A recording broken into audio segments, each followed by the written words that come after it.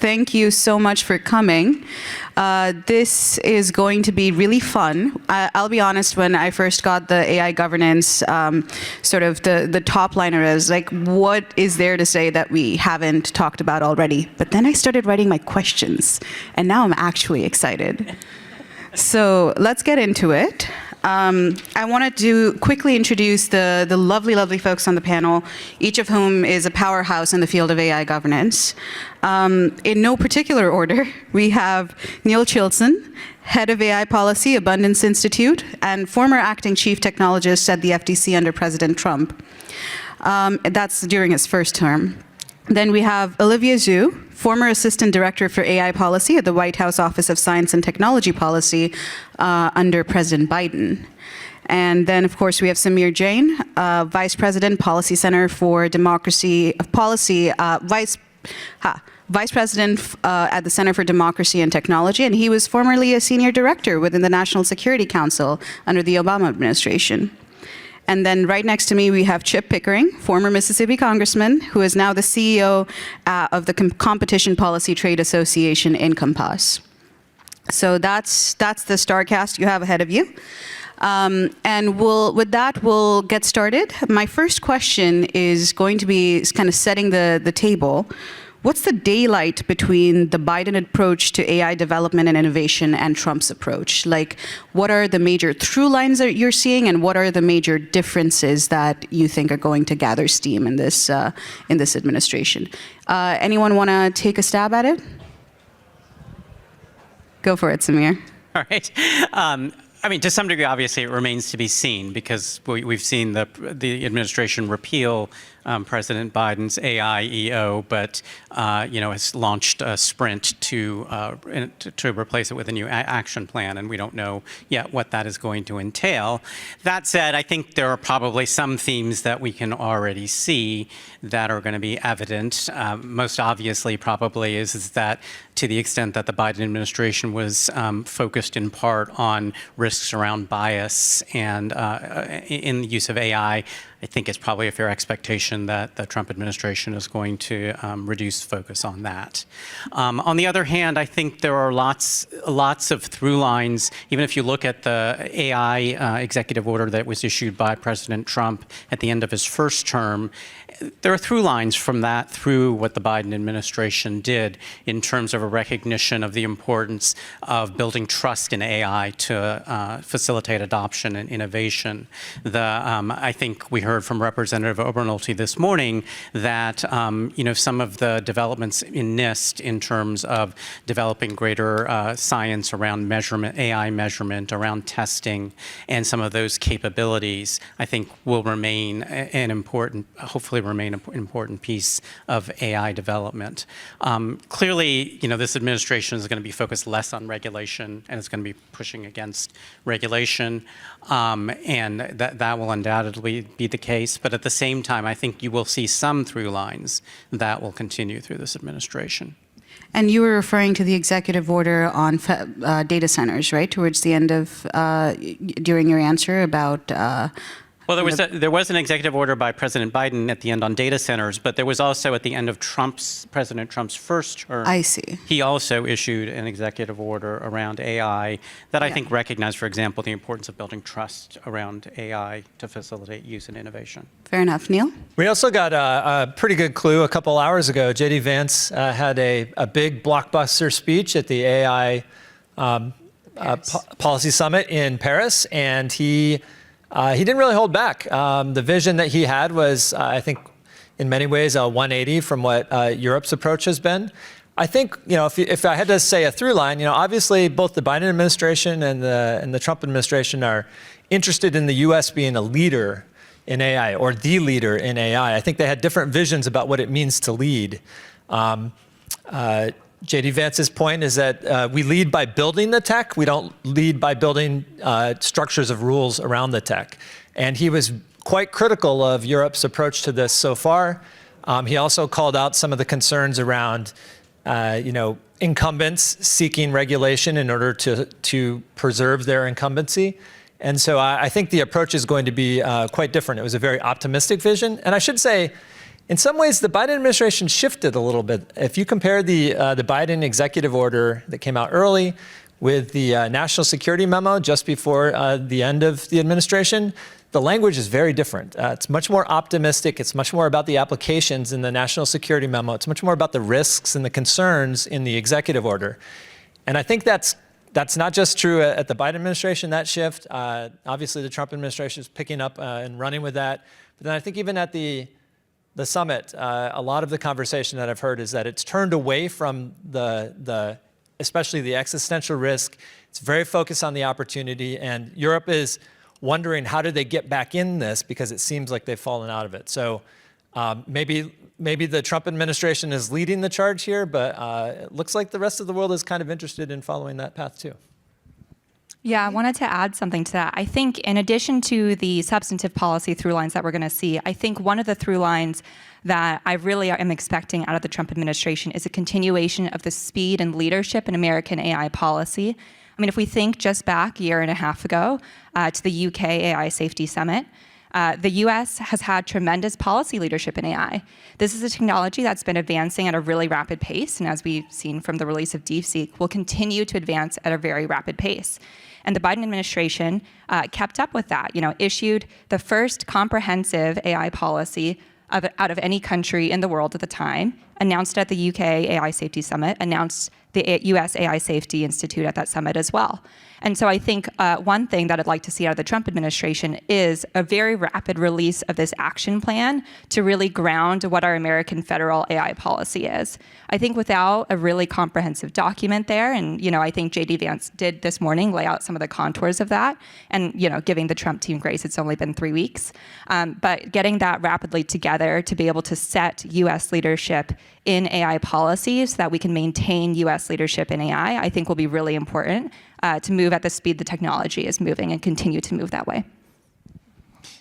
As I was struck, as the speakers came this morning, we had Senator Markey to Senator Blackburn, which is just a reminder that American technology policy has been amazingly, consistently bipartisan. If you listen to Congressman Obernolte, it was a caucus of equal representation of Democrats and Republicans. So if I were to try to talk about the difference between the Biden and Trump administration, it is going to be continuity and it's going to be disruption. And I think it's going to be a matter of emphasis in certain sectors of AI infrastructure. We're having simultaneously a revolution in AI and what all of those applications and that technology will bring to the American economy and every phase of life. But it's also causing an American revolution in energy. Energy has not, at least in the electric utility industry, has been the only sector that has not been disrupted by full competition policy. And I think that we'll see, because of the demand caused by AI, a new disruptive policy of more competition in energy and all of the above. Neil, I like the name of your institute, Abundance. So it will be an abundance of energy, an abundance of AI applications, and all of the above strategy, I think, will be the defining mark of the Trump approach. Each one of those is stellar answer. Thank you, folks, for kicking us off so well. Now that J.D. Vance has been invoked, we need to talk about the speech a little bit.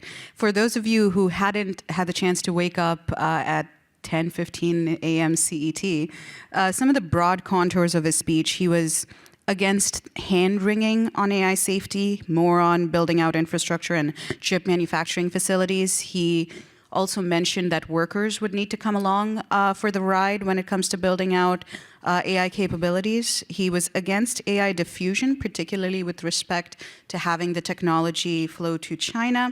He was against EU regulations, as Neil pointed out, particularly the DSA. So folks, my question is, what do you make of J.D. Vance's comments this morning? And more importantly, how likely is it that the vision he sketched out will actually stand? I'm curious from the worker standpoint of the AI safety stuff, how does this practically go and get underway? Yeah, I would mention from the workers' perspective, I think there are a lot of interesting points in that speech, but I'll focus specifically on the worker aspect.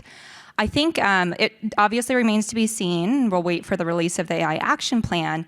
But I think I'm very curious to see how, for example, J.D. Vance's approach to workers, which was, if I'm paraphrasing this correctly, related to worker empowerment, making sure that AI doesn't replace workers, but actually empowers workers and enables them to have higher wages, which is something that I very much support. I'm interested to see how the Trump administration squares that with the work that's currently going on with DOGE, where public reporting does seem to mention replacing and automating some federal workers with AI. And I think there's a way to augment federal work with AI. But can the Trump administration lead by example in their own federal workforce and do that in a way which is consistent with the principles, as I understand, that J.D. Vance laid out in this speech, which is to empower workers, to augment them, and not to replace and completely automate the workforce. And so I think I'll be watching closely to see how that turns out and how they plan to square that circle. There was one other way that workers were involved in the speech, and I thought Vance made a really good point here, which is that we often think of the software space as only involving people who are part of the laptop class. And he pointed out that AI is driving huge demand for data centers, which are giant, expensive investments in construction projects. And so I think we're seeing, I think this is a correct message, but I think it's also a great message that AI and these projects are great for blue-collar workers as well. The data center that we're talking about, $500 billion of investment possibly from, the project that was announced a week or two ago. These are big, complex construction jobs that involve lots of people who work with their hands, and this is investment in the atoms and not just the bits of the world, and that we have to build to get there. And so I think that's a nice, ambitious vision. I think it's true, and I think a lot of it is being driven by private investment, and so building is going to unify workers as seeing this as a positive vision for them, both on the policy side, but also both on the atom side and on the bit side. So I'll shift themes a little bit and say, obviously another theme there that it has to play out is sort of what is the relationship between the US and Europe on AI regulation. In the Biden administration, there was a lot of emphasis on wanting to work hand in hand with the European governments, even where there was disagreement. There was an attempt at cooperation and wanting to work together. I think Vance's speech and really the Trump administration, since it's taken office, has signaled a very different approach in terms of being fairly hostile to what the EU has done by way of the AI Act, the Digital Services Act, and also its application in particular to American companies.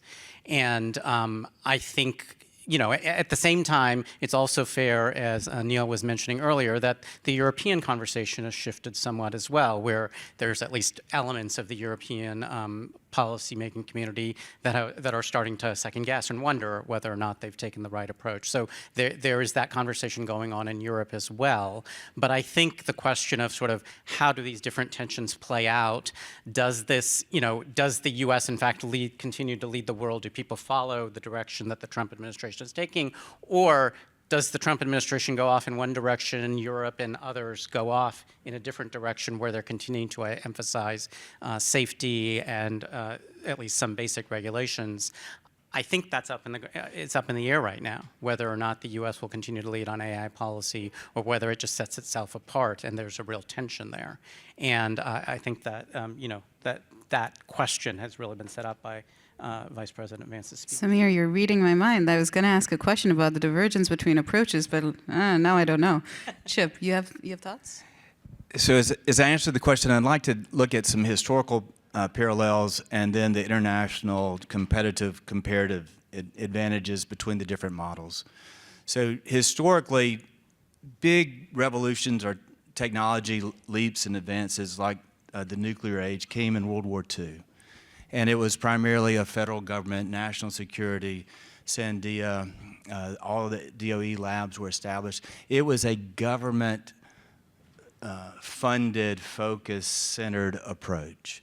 In the midst of the Cold War, we had the space race, same, another major government, federal, public initiative to win what we thought were existential threats and races at that time. This time, it is not a government-led technology. are government funded, are government sponsored to near the degree of those other two historical examples. This is a private sector, private technology, almost overwhelmingly privately funded revolution. So it's a completely different model for us to contend with. Europe, now let's get into the international comparative analysis. Europe has taken a permission-based regulatory approach.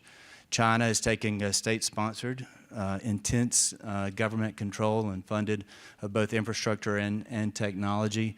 And so what are the unique comparative advantages of the American model, which is this time through the private sector and through free market? How do you maximize competition and innovation? How do you use open source to more proprietary and a full range of models on the AI front to win this investment and innovation and competition model, which hopefully America does best?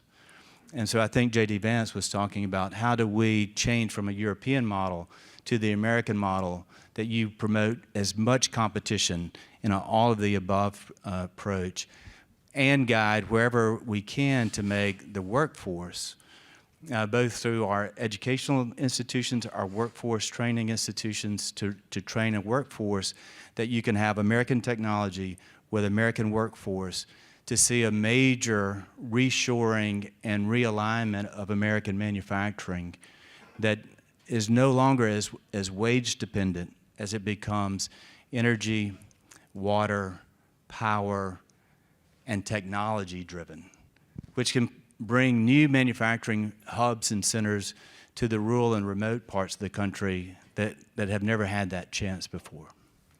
And if I could add something really quickly to Chip's point, I think it is obviously completely correct that this is private sector led, and obviously we're very proud that many of these companies are based in the United States. But a lot of these companies do operate globally, and they do have to operate under the EU AI Act. And so currently, I think it's, we're thinking about, should America go off on its own and develop its own AI? Should we diverge from Europe?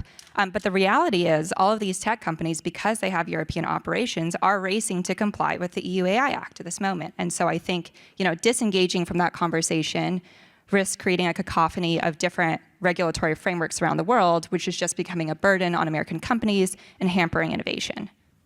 Y'all need to stop reading my mind, man. Again, a whole separate question, but fine. If you want to preview the goods. There was actually a question about competition policy, Chip. You'll be interested in this one, that came from an audience member. And it forced me to kind of think about the DeepSeek moment a little differently. And so I'd like to place this question to you. One of the lessons of DeepSeek seems to be that the data center monoculture might unintentionally be keeping developers locked into one school of thought and as such limit innovation. And for context, it's this idea that if you have different chips to work off of, you think differently, you engineer differently. And so given that the Trump administration is pushing massive data center build out through Stargate, how should Trump and his allies ensure competition in the hardware part of the stack? So for example, will the data center infrastructure be built solely on NVIDIA's GPU monopoly, or will they be looking for ways to promote competition and interoperability across the stack? So curious about how you take that question. Yeah. Chip, I don't know if you want to jump in, but I want to push back a little bit on the premise. The innovation that's happening in this space is not locked into hardware. DeepSeek was building on NVIDIA chips in many ways. They were just older NVIDIA chips. And there are many, many ways to do machine learning and to enhance your algorithms, even on the same chips. And so I don't think that is the primary constraint on innovation, is the hardware vector. And so on top of that, we have a lot of competition, especially growing competition in the hardware space.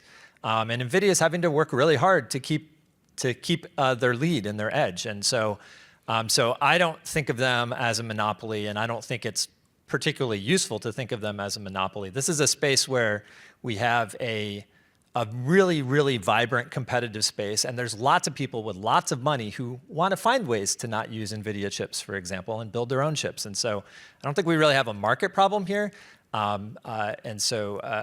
So I don't really know. I kind of challenge that premise a little bit. We have a ton of innovation in this space. It's not tied to one hardware platform. It's certainly not tied to one company. Sure. I will say, though, if OpenAI, for example, chooses a particular vendor for their data center campuses, it makes it a little harder to compete. But Chip, do you agree, disagree? Your thoughts? I do think this is going to be an age of surprises as well. So DeepSeek, huge surprise. How did a Chinese company disrupt what we thought was our strength? But it is a wake-up call, or a Sputnik, as some have called it, moment, that shows that this evolution and revolution of technology is going to have disruptors who come in, and NVIDIA may be the king of the chip today. Somebody else may be in short time, and that new entrants are coming. At INCOMPAS, we're putting together a coalition that represents the whole ecosystem. So General Catalyst is a venture capital that is funding the emerging tech, new tech, small tech. We have the large tech companies that are developing the large language and different AI models from Meta to Microsoft to Google. We have data centers, we have fiber companies, we have broadband companies. So our distinctive is that we have the entire ecosystem, but we're dedicated to the proposition of our founding, which is let's promote as much competition in the infrastructure, in the networks, in the data centers, in the supply chain, and in the models. And if we can maximize competition across all, we'll have all of these constant surprising disruptions, but propelled into what I think will be a much higher level of adoption. And as the cost and the investment and all of the things that flow back to it, we can say that the core principle of competition is what guides the best outcomes. I will say, I guess I'm a little less optimistic than the two prior speakers in terms of where we are on competition. I think I agree it's not a monopoly, but it's also the case that there are really high entry barriers here. There are high entry barriers in terms of capital, in terms of access to technology, in terms of the data you need to train the models. And I think it's whistling past the graveyard not to recognize that there are those issues, and that therefore we need to be thinking about those issues. Now, I think there are potential solutions. I think, for example, support for open source is a way to help promote competition.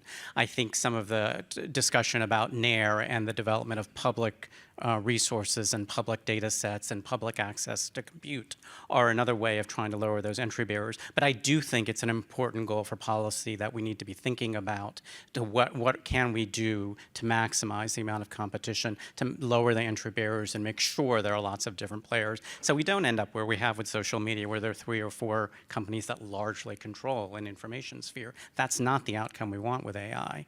And there is some trending toward that outcome, and we want to stop that, I think. Yeah, and I think I would, on the topic of DeepSeek and innovation, like the way I think about how DeepSeek is going to be provoking innovation in the AI industry is if you imagine, and bear with me for a second, that all these AI companies are cars racing up a hill, right? They're pushing full throttle on the gas, throwing as much compute as they can at the problem. I think DeepSeek found a way to downshift, to gather more torque, to shift into a different gear to get up the hill with more torque. They did that with algorithmic improvements, which, as Neil mentioned, isn't necessarily tied to the hardware. I think those can be done with any type of hardware, including the ones that US AI companies are using. And so, a big question which prompted the market sell-off was, will DeepSeek prompt, lower investments in chips? Will it, cause AI companies to stop buying NVIDIA chips or AMD chips or whatnot? And I think the answer is no, because even if you do downshift a gear, you're still going to be pushing on the gas full throttle. I don't know, going up a hill, I've never taken my foot off the gas. So I think, I also haven't driven a manual car, but that's okay. But honestly, I don't envision that any of these AI companies are going to be taking their foot off the pedal. In fact, they might even, push harder on compute, throw more compute at the problem. But at the same time, I do think that the DeepSeek advancement will prompt these AI companies to start thinking, can we find more of those gear shifts? Can we shift into a higher gear? And I think they are going to be looking at the technological advancements that DeepSeek and trying to emulate the technological advancements that DeepSeek created, but then also trying to find their own. And I think I'm excited to see, how these AI companies balance just, expanding compute as fast as they can and investing more into research, into finding more efficiency improvements. No, And good note about the balance. I wonder, it was Sam Altman who came to DC not too long ago and defended Stargate investments, saying that you really need to do that in the face of the DeepSeek moment, but also that there was a call to make things more efficient, perhaps retroactively. So we'll see how the AI industry manages to balance the two. But for now, it certainly sounds like a lot more money, a lot more infrastructure built out, a lot more computing firepower thrown at the problem. So let's shift gears just a little bit, to use your analogy. The US AI Safety Institute this morning announced a new partnership with the defense contractor Scale AI. I don't know if you read that. I only know it because Morning Tech reported it. And I don't know if you know, but I work for them. I was like, did you write that, Mohar? Maybe.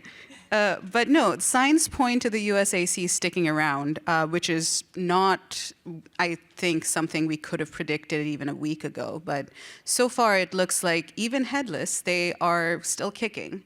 What do you think a revamped AC is going to look like under the Trump administration? What role will it play in broader AI policymaking? I mean, I hope, frankly, it plays a similar role, because I think, AC, as Representative Obernolte this morning noted, NIST isn't a regulatory agency. It doesn't create regulation or mandates. And a lot of what it's doing is advancing science around AI, the science of how do we do better measurement around AI, how do we develop standards, how do we do better testing of AI, I think all of which are helpful and necessary. Whether or not you have regulations that mandate that or not, that's a separate policy debate. But even in the absence of regulation, having those tools available seems to me is an important piece. And I think, by and large, industry has been quite supportive of AC and what it's doing. And also, I think, another reason to have AC is it provides a mechanism to exercise the kind of US leadership that we've been talking about, because a lot of other countries have their own versions of safety institutes, and there's been a fair amount of coordination and talking between them and sharing of ideas. And I think all of that is to the good and will advance innovation, will increase trust in the use of AI. And so my hope really is that, maybe name something different. It may, end up looking a little bit different, but that fundamentally that the work it has been doing will continue forward. Yeah, I think that, the role it served was very consistent with the role that NIST has historically served, and I think ongoing that would make some sense. I do think, almost the first thing Vance said of substance in his speech was that he wasn't there to talk about safety, he was there to talk about opportunity, and so that might be a clue to what it might be renamed to. And I think all of the tools that they were using, though, were as far as they're pursuing that goal of how do we maximize the opportunity for the U.S. in using this technology. I think that might be more of the shift, and less towards like, well, how do we make sure this thing doesn't go horribly wrong? Which also important. I just think the emphasis is likely to shift. Yeah, I can't comment on what the Trump administration is going to do, so I'll just speak as a private citizen. I think it's a pretty bipartisan issue. Like, as a private citizen, I do not want an AI model creating a cyber attack. Like, I don't want an AI model creating, a novel bioweapon. And I think those are very real risks that can arise. And, the companies and all our AI companies are doing already voluntary testing for those kind of risks because they know that it is a risk. And so I think, whether or not the focus of the AI Safety Institute shifts is a question, but I think having a government entity who partners with these companies and helps with that testing and runs that testing for cyber risks, really national security risks, gives me a lot of comfort as a private citizen. I also want to commend, I know you mentioned the AI Safety Institute is headless. I will say that their previous director, have a lot of admiration for her, and she put together really a rock star team of AI experts. And so while I think she may be turning over, and she has turned over, and a lot of respect for what she's built, the team of AI experts that is still in place at the AI Safety Institute still remains, and they hail from really great backgrounds, and I think it's a really great source of talent within the federal government. Let me just say really high level, freedom and equality, safety and opportunity. Our core principles sometimes seem to be in conflict when they actually complement.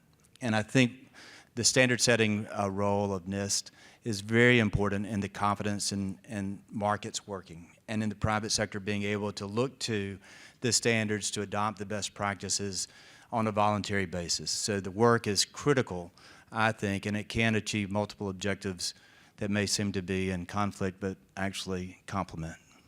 And the Trump administration might agree. The first executive order had lines within it about promoting trust. Michael Kratsios, new director of the OSTP, has talked about the necessity for standards. So I find myself remarkably optimistic, and it was really nice to hear from all of you on the AC issue.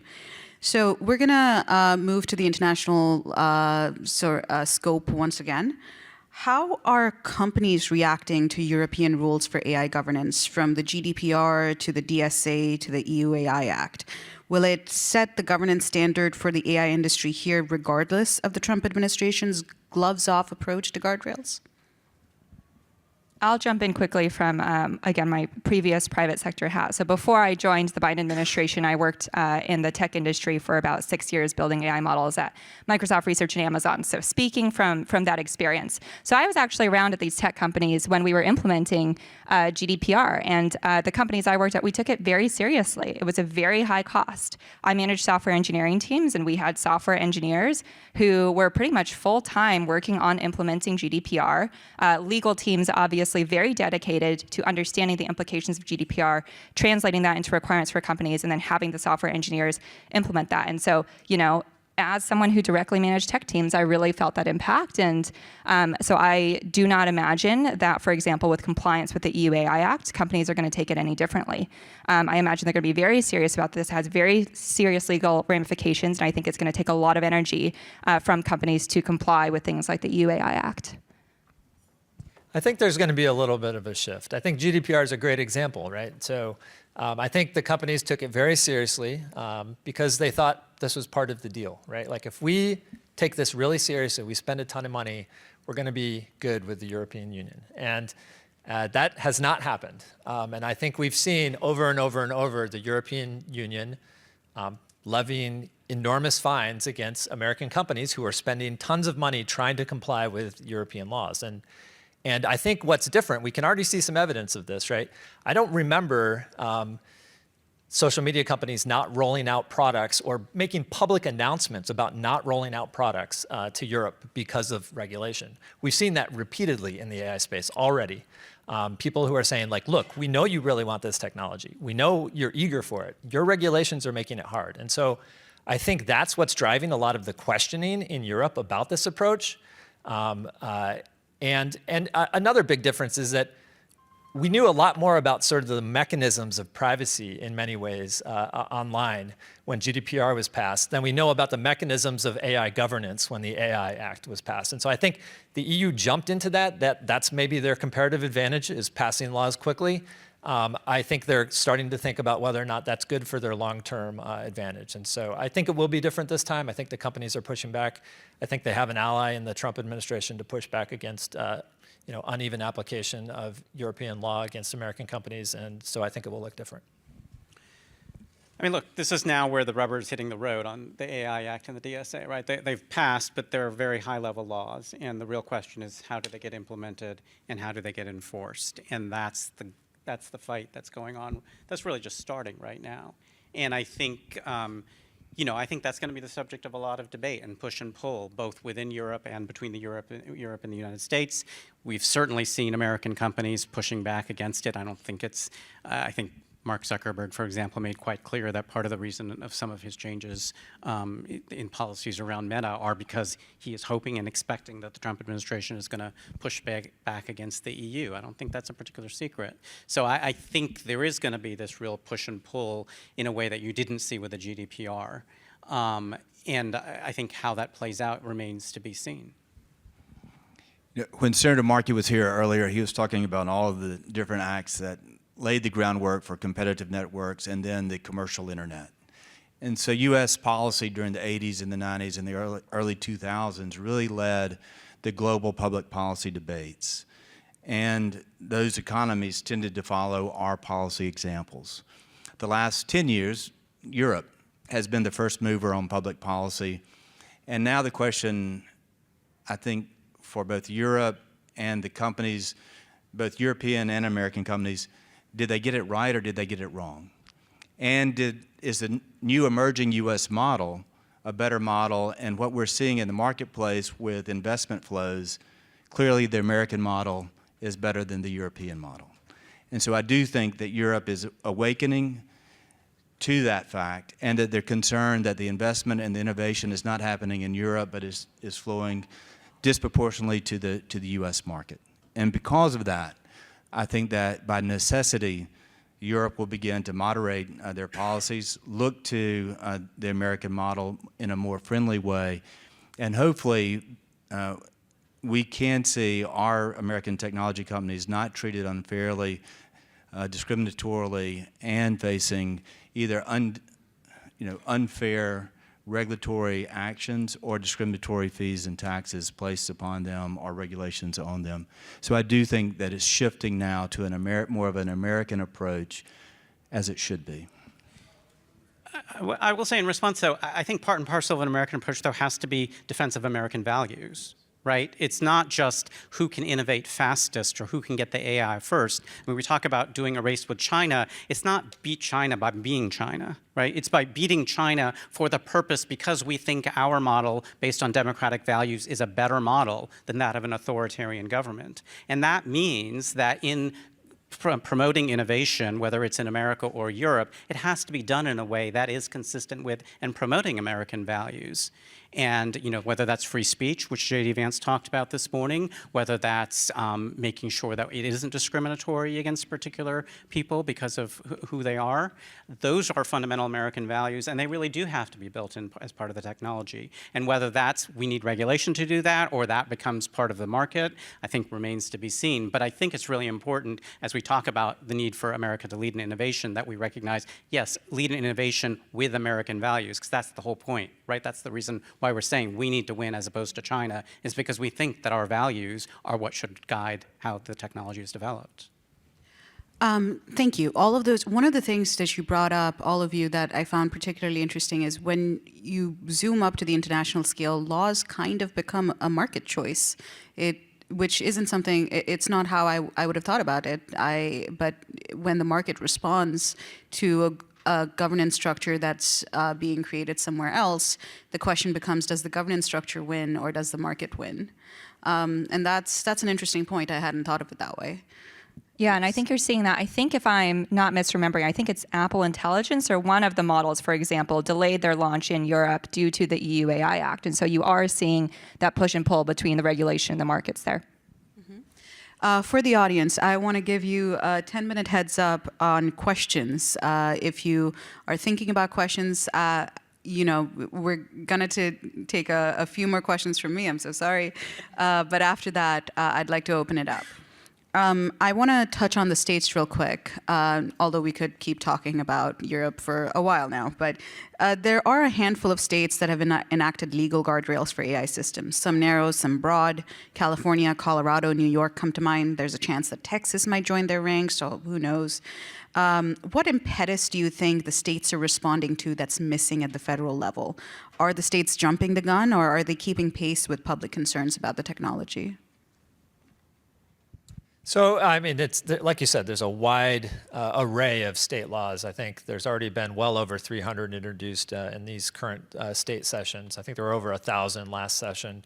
And so it's hard to talk in like real generalities, but some of what they're responding to is concerns about real harms. And so there's laws on the books focused on, AI-generated deep fakes, non-consensual pornography deep fakes, right? Like, those types of targeted laws seem to make some sense. They seem to be the right approach for a state level, especially.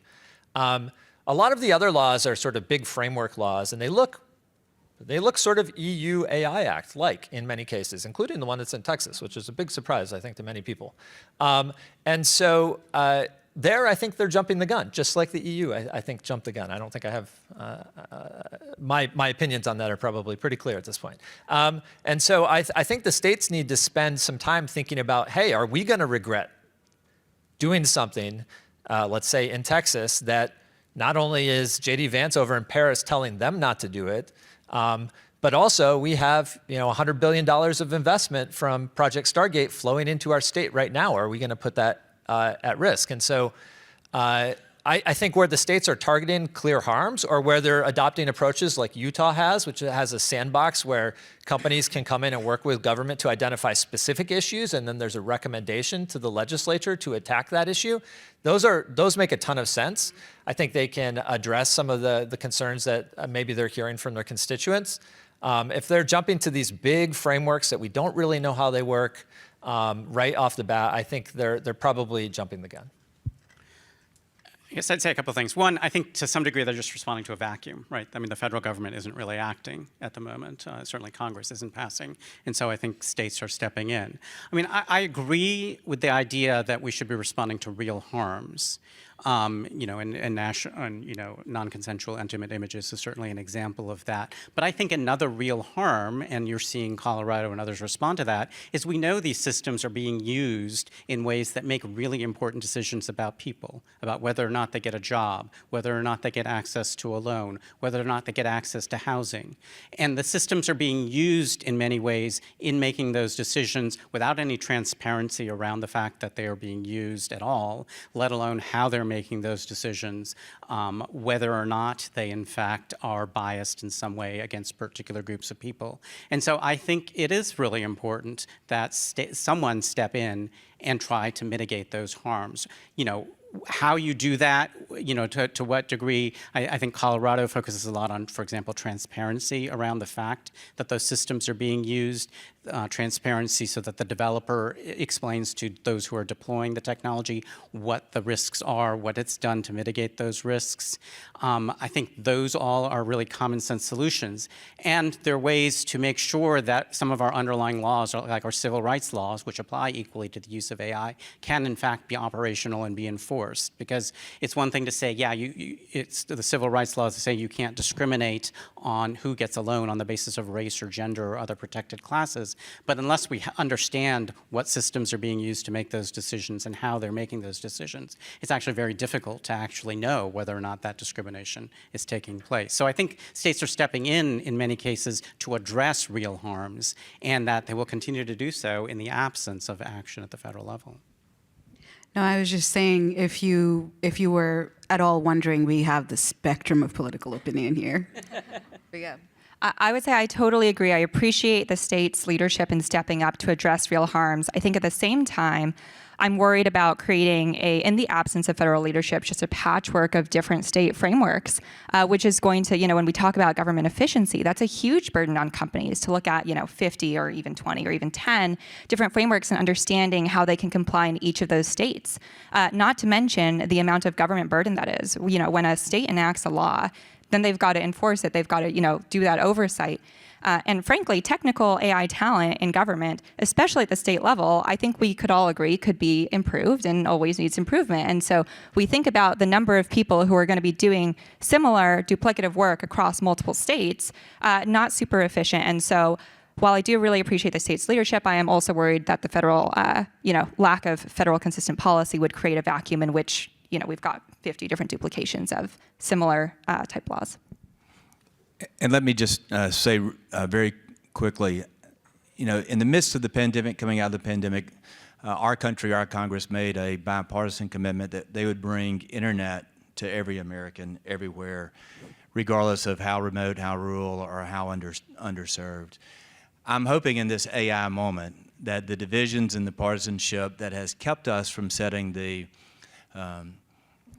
digital and technology policy framework internationally, that we lost that public policy lead over the last decade, that because of how significant AI is to our national security, to our economic competitiveness, and to our quality of life for every American, that just as Congressman Obernolte talked about, we need a national framework. And what I'm hoping is that this is one of those areas that is so critically important, that just like we came together as a country after the pandemic to bring broadband to every American, we'll bring a national framework on AI.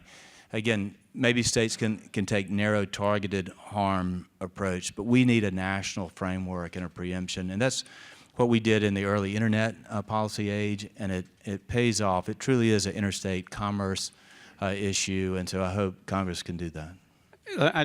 just to interject real quick, I don't disagree. I think a strong national framework would actually be the right outcome, but I'm a little skeptical just given the experience with privacy, where we've been talking about doing that and everyone agrees that it should be done, and how many years later has it not been done? So right before I turn it over to the audience, one. The other session started at 11:30 and I'm on it, so. Yes, we're like running. It's 11:29, so could we actually ask a question? You know what? I will always bow to audience pressure. Thank you. That is one of my qualities as a journalist. No, I'm dying to ask this because, Sure.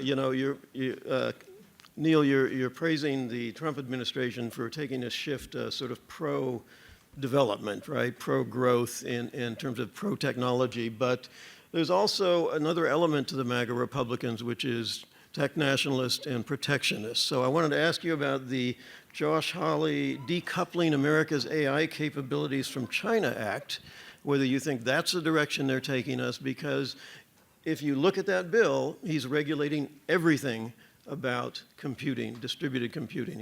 He's telling researchers what they can do. He's restricting this, and then of course there's export controls on chips. And that's a regulation. So, how do you think we can reconcile these competing elements of the Trump administration? It's difficult. I think that Hawley bill actually would, if I read literally, would prohibit you from sending books to China.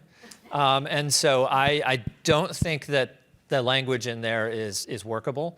I don't think it really reflects the goals of the overall Trump administration, although obviously there are big elements of protectionism and nationalism within those. How that plays out, I think, is going to be very complicated. But vis-a-vis China, I think it's pretty clear that we see them as an international rival.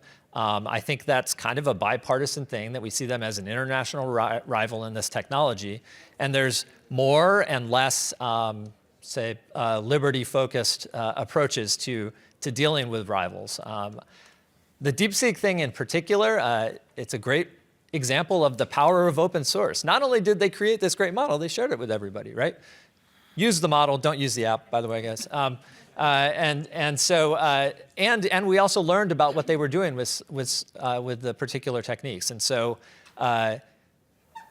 that should not be looked at as a pure loss to us that DeepSeek created this amazing new innovation. That's a big gain, actually, for US users and for US technology as well. And that's the type of example of what trade can do, especially trade in powerful ideas and innovation. So I hope the Trump administration sees trade as a benefit to the US. I think it does, maybe not as wholeheartedly as I would, but I think that there's a lot to be gained both for the US and for the world in having a good trade policy on ideas like this. Next up. Thanks. My name is Courtney Radge with Open Markets Institute. And first, it was a little bit odd to hear the idea that market and governance are somehow separate entities, because how we govern things determines the market that we're operating in. I think to Samir's point about the importance of American innovation adhering to American values is really important. And so I wanted to ask specifically around the issue of data. So we've talked about data privacy laws for years, but that's still only about personal data. And when it comes to artificial intelligence, we know that there's also proprietary data. We have no restrictions on using data gathered from one line of business against others.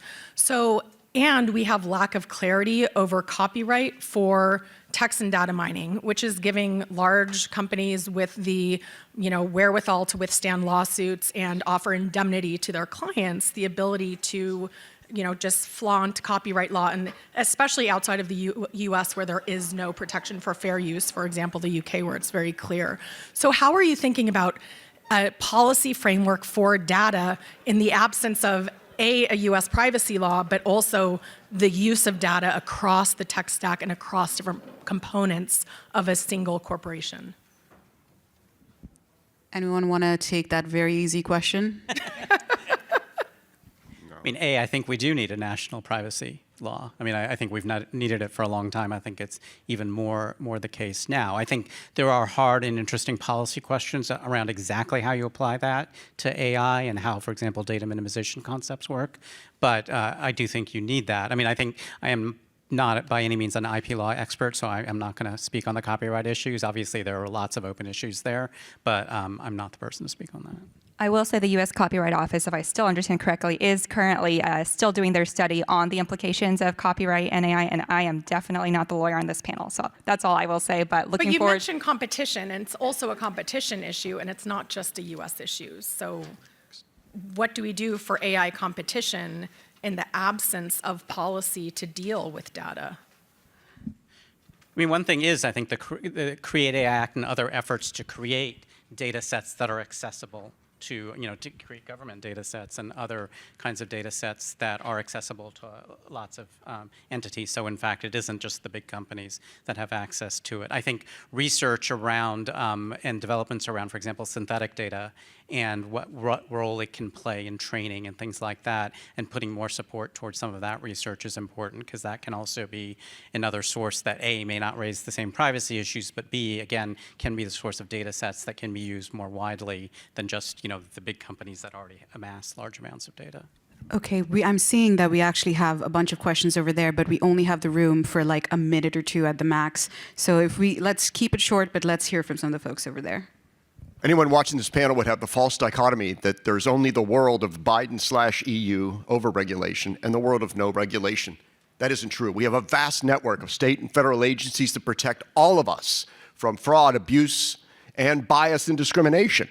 An employer who tries to fire somebody who uses AI is just as guilty as the one who did it from the darkness of his own soul. It doesn't matter. We can protect people from harms, and we don't need an overriding regulation. What's the reaction to that? So I totally agree, but when we think about, for example, DOJ threatening to dismantle the CFPB had great leadership in the previous administration to make sure that AI, consistent with current law, does not, bias in terms of mortgage appraisals. But when you're dismantling entire agencies like the CFPB, Department of Education, USAID, which have such a big role to play in AI across these sectors, I don't understand what the AI action plan is going to look like if there are no agencies left to take those actions. You don't count the 50 There'll still be states. the 50 FTC, states, too. Oh, okay, there's the FTC, yeah. A brilliant lobby from Olivia there. I didn't know how that would go, but that went really well. I want to make sure I give Brett a chance to ask his question. Yes, one of the problems is, it came up when you talked about these different chips and everything else. We are in a different framework than we think we are. And if we go back to 1980, at that time, there was convergence starting because of supercomputing. But they thought it was a time for AI, and DARPA actually tried to take the funds for the national program because they said AI was more important. They didn't have the ability to do it. At AT&T, there was a Time magazine front that had a picture of two train engines about to collide when they were going to hit the same track, AT&T and IBM. IBM had discovered it was a networking company, and AT&T had discovered it was a computer company. And the point is that when supercomputing came in, everyone thought it was ridiculous, and then it changed the whole architectures. And we changed the rules, we changed the questions, and we asked the questions because we are going into an entire framework. That's where we're going. We have to view this as a framework of fundamental change. And all the pieces and laws will be suggested, but we need to keep it in a framework because the questions are more important than the answers. Thank you, Brad, but I didn't hear a question in there. Although, Chip, Let me just add to that, and this goes to some of Samir's comments. From 1980 till now, we've had different decades of technological advances, but we've had enduring American values and principles that have guided each change of each regulatory and legal framework. And I think that we can repeat the success and this advancement with those enduring principles and values. Can I just add really quick? Your example is really good because actually a lot of our frameworks that were developed in that time have not changed. So if you look at the FCC, they're structured around these hardware-based verticals that don't really make sense in an internet age, but they're still there. And so to me, that says strong caution for thinking about like trying to solve every single problem ahead of time, given the framework that we think we're in right now, when very likely the future is going to look very different. Absolutely. Thank you so much, Brett. Thank you to our panelists. I'm going to take a quick moment to say all of the things we didn't touch on. We were going to talk about Musk and Doge. We were going to talk about Congress shenanigans. There was a whole lineup, but this was brilliant. Thank you so much, my friends. Thank you for coming, all of you. And with that, we are done. Thank you.